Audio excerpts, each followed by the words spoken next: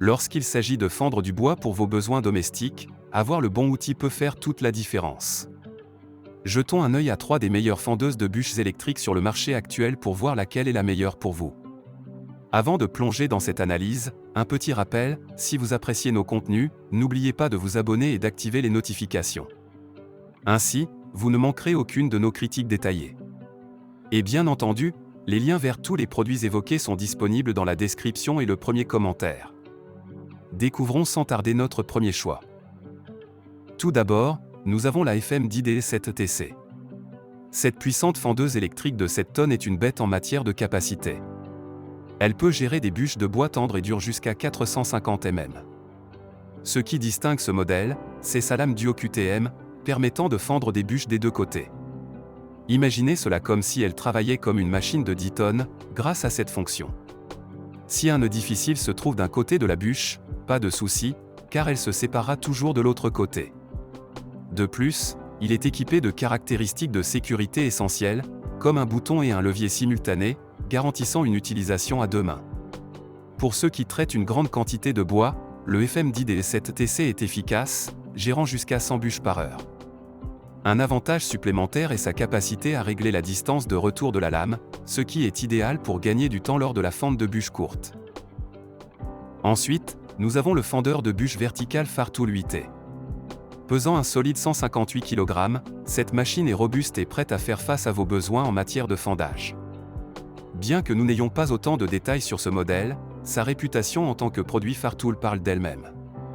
Il est durable, puissant, et son design vertical offre une excellente maniabilité pour l'utilisateur.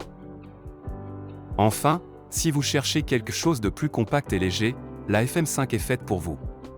Malgré sa taille, elle ne compromet pas la puissance.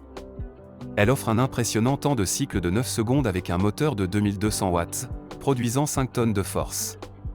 C'est idéal pour ceux qui ont des besoins plus légers, comme fendre du bois pour un petit feu ou un poêle à bois. Toutefois, si vous travaillez avec du bois dur ou séché, il pourrait être préférable de s'orienter vers une fendeuse plus robuste comme la FM10. Après avoir exploré les caractéristiques de ces trois fendeuses, jetons un coup d'œil à comment elles se comparent entre elles. La FM10DE7TC se démarque par sa capacité de 7 tonnes, capable de fendre des bûches de bois tendre et dures jusqu'à 450 mm de longueur. Mais n'écartez pas si vite la Fartool 8T.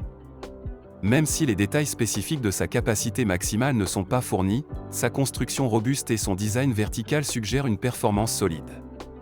En revanche, la FM5, avec sa force de 5 tonnes dans un design compact, est idéale pour ceux qui ont besoin de vitesse et d'efficacité dans un petit espace.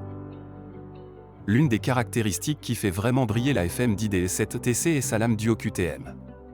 Cette technologie permet de fendre des bûches des deux côtés, offrant une efficacité comparable à une machine de 10 tonnes. La FM5, malgré sa taille, est impressionnante avec son temps de cycle de 9 secondes, rendant le processus de fendage rapide et fluide. Concernant la portabilité, la FM5 est incontestablement la championne. Sa conception légère et compacte la rend facile à déplacer et à ranger. En revanche, la Fartool 8T, pesant 158 kg, est destinée à rester à un endroit fixe, mais cela se traduit probablement par une stabilité accrue lors de la fente. La sécurité est une priorité pour ces fendeuses. Tant la FM10DE7TC que la FM5 exigent une utilisation à deux mains, réduisant ainsi le risque d'accident. La FM10DE7TC ajoute également une couche de protection supplémentaire avec sa conception de garde innovante qui empêche les bûches de se coincer.